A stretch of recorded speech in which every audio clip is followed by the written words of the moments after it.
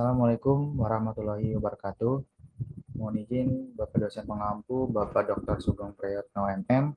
Perkenalkan, nama saya Pramudia Bayi Pamungkas dengan NIM 289225014 dari Prodi Manajemen C atau kelas weekend. Pada ujian akhir semester ini, saya akan membawakan atau memaparkan materi tentang pemberhentian dan pensiun karyawan. Langsung saja ke materi yang pertama.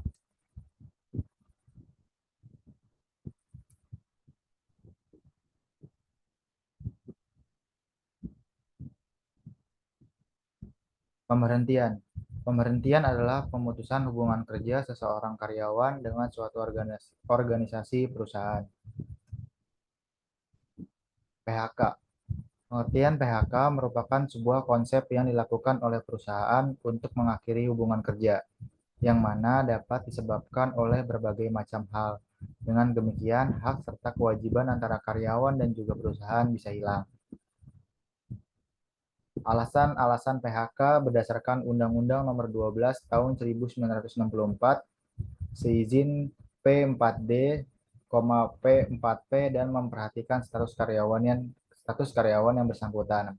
Undang-undang yang pertama adalah keinginan perusahaan, kedua keinginan karyawan, tiga pensiun, empat kontrak kerja berakhir, lima kesehatan karyawan, enam meninggal dunia. Jenis-jenis PHK ada empat. Yang pertama, pemutusan hubungan kerja karena hukum. Dua, pemutusan hubungan kerja secara sepihak. Yang ketiga, pemutusan hubungan kerja karena kondisi khusus. Yang keempat, pemutusan hubungan kerja karena kesalahan berat. Keinginan perusahaan. Alasan perusahaan, yang pertama, karyawan tidak mampu menyelesaikan pekerjaannya. Dua, perilaku dan disiplinnya kurang baik. Tiga, melanggar peraturan-peraturan dan tata tertib perusahaan. Empat, tidak dapat bekerja sama dan terjadi konflik dengan karyawan lain. Lima, melakukan tindakan amoral dalam perusahaan. Nah, selanjutnya, konsekuensi pemberhentian berdasarkan keinginan perusahaan. Karyawan dengan status masa percobaan diberhentikan tanpa memberikan uang pesangon. Lalu karyawan status kontrak diberhentikan tanpa memberikan uang pesangon. Lalu karyawan dengan status tetap jika diberhentikan harus diberikan uang pesangon sesuai dengan undang-undang. Besaran uang pesangon, masa kerja sampai 1 tahun sama dengan 1 bulan upah. Masa kerja 1 sampai 2 tahun sama dengan 2 bulan upah. Yang kedua, masa kerja 2 sampai 3 tahun sama dengan 3 bulan upah. Yang ketiga, masa kerja kurang dari 3 tahun, yaitu 4 bulan upah. Besaran uang jasa, masa kerja 5 sampai 10 tahun, yaitu 1 bulan upah bruto. Dua, masa kerja 10 sampai 15 tahun sama dengan 2 bulan upah bruto. Masa kerja 15 sampai 20 tahun sama dengan 3 bulan upah bruto. Yang keempat, masa kerja 20 sampai 25 tahun sama dengan 4 bulan bruto. Masa kerja 25 kurang dari 25, yaitu 5 bulan upah bruto. Keinginan perusahaan, yang pertama, pindah ke tempat lain untuk mengurus orang tua, kesehatan yang kurang baik, untuk melanjutkan pendidikan, dan yang terakhir ingin berwira swasta. Pensiun. Uang pensiun merupakan pengakuan atau penghargaan atas pengabdian seseorang terhadap organisasinya. Pensiun mengurangi turnover. Untuk pegawai negeri, pensiun diberikan secara periodik. Untuk karyawan swasta berupa pesangon. Proses pemberhentian. Ada empat. Yang pertama, perundingan antara pegawai dengan pimpinan perusahaan. Kedua, perundingan antara pimpinan serikat buruh dengan pimpinan perusahaan. Yang ketiga, perundingan panitia penyelesaian perselisihan perburuhan daerah dengan pimpinan perusahaan. Yang terakhir, perundingan panitia penyelesaian perselisihan perburuan pusat dengan pimpinan perusahaan. Jenis pensiun. Pensiun normal, pensiun yang diberikan untuk karyawan yang usianya telah mencapai masa pensiun yang ditetapkan perusahaan. Pensiun dipercepat, yaitu pensiun yang diberikan karena kondisi tertentu, misalnya ada pengurangan pegawai di perusahaan tersebut.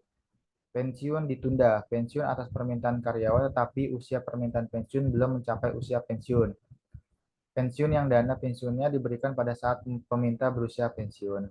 Pensiun cacat yaitu pensiun yang diberikan karena sebuah kecelakaan sehingga dianggap tidak mampu lagi untuk dipekerjakan pada suatu perusahaan. Undang-Undang Nomor 13 Tahun 2003 tentang Ketenagakerjaan. Sejak terbitnya putusan Mahkamah Konstitusi Republik Indonesia perkara nomor 012 garis miring PUU strip 1 garis miring 2003 tanggal 28 Oktober 2004 atas hak uji materi Undang-Undang Nomor 13 Tahun 2003 tentang Ketenagakerjaan terhadap Undang-Undang Dasar Republik Indonesia tahun 1945, maka PHK oleh pengusaha kepada pekerja atau buruh yang melakukan kesalahan berat hanya dapat dilakukan setelah adanya keputusan hakim pidana yang telah mempunyai kekuatan hukum tetap atau inkrah. Pasal 151 Undang-Undang Nomor 13 Tahun 2003 bahwa PHK oleh pengusaha harus memperoleh penetapan terlebih dahulu dari Lembaga Penyelesaian Perselisihan Hubungan Industrial. PHK harus dilakukan dengan dasar dan alasan yang kuat, sebagaimana diatur pada pasal 158 Undang-Undang Nomor 13 Tahun 2003. Pengusaha dilarang melakukan PHK terhadap pekerja atau buruh pasal 153 Undang-Undang Nomor 13 Tahun 2003 karena berbagai alasan pekerja atau buruh. Yang pertama, berhalangan masuk karena sakit menurut keterangan dokter selama waktu tidak melebihi 12 bulan secara terus-menerus. Dua, memenuhi kewajiban terhadap negara sesuai dengan ketentuan peraturan perundang-undangan. Yang ketiga, memenuhi ibadah yang diperintahkan agamanya. Yang kelima, menikah. Keenam, ada hamil, melahirkan, gugur kandungan, atau menyusui bayinya. Lalu ada mempunyai pertalian darah dan atau ikatan perkawinan dengan pekerja atau buruh lainnya di dalam satu perusahaan, kecuali diatur lain dalam perjanjian kerja, peraturan perusahaan, atau perjanjian kerja bersama, atau PKB. Yang G, mendirikan menjadi anggota dan pengurus serikat pekerja atau serikat buruh, melakukan kegiatan serikat pekerja atau serikat buruh di luar jam kerja, atau di dalam jam kerja atas kesepakatan pengusaha dan berdasarkan ketentuan yang diatur dalam perjanjian kerja, peraturan perusahaan, atau perjanjian kerja bersama.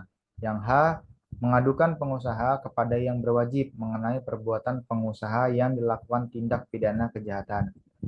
Yang I, perbedaan paham, agama, aliran politik, suku, warna kulit, atau golongan, jenis kelamin, kondisi fisik, atau status perkawinan. Lalu yang terakhir yang J, dalam keadaan cacat tetap, sakit akibat kecelakaan kerja, atau sakit karena hubungan kerja menurut keterangan dokter yang jangka waktu penyembuhannya belum dapat dipastikan. Pengusaha dapat mem-PHK pekerja atau buruh pasal 158 Undang-Undang Nomor 13 Tahun 2003 karena alasan bekerja atau buruh telah melakukan kesalahan berat sebagai berikut. Yang A, melakukan penipuan, pencurian, atau penggelapan barang atau uang milik perusahaan. Yang B, memberikan keterangan palsu atau yang dipalsukan sehingga merugikan perusahaan. Yang C, mabuk, meminum minuman keras yang memabukkan, memakai atau mengedarkan narkotika, psikotropika, dan zat adiktif lainnya di lingkungan kerja. Yang D, melakukan perbuatan asusila dan perjudian di lingkungan kerja.